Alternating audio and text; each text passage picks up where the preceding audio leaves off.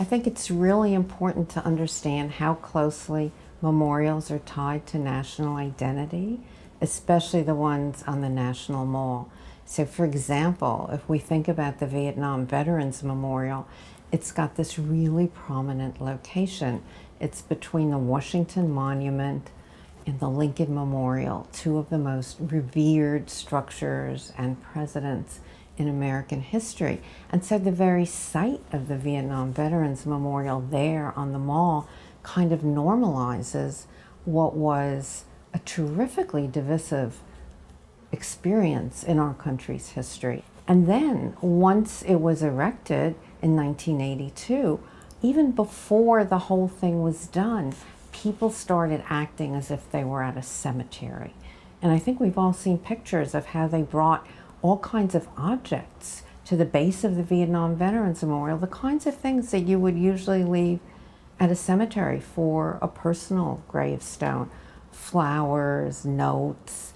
And so it's kind of strange to have this symbolic cemetery on the National Mall. And I think people understand that that's the way you behave there, but we're not exactly calling it that.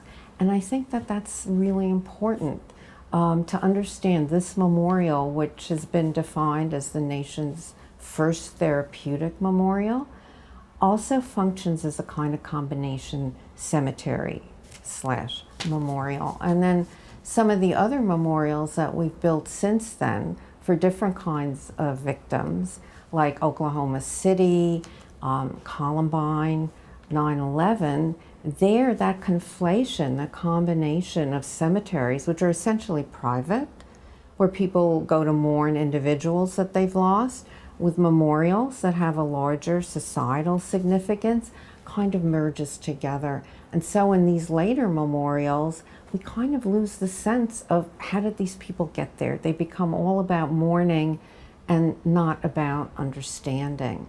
And it's interesting to think about that even now, when they built the Vietnam Veterans Memorial, specifically, there was no reference made to the war itself, because it was about honoring the veterans in a way that they hadn't been since they got home. But now they're trying to build an educational center across the street and underground to write a different story altogether.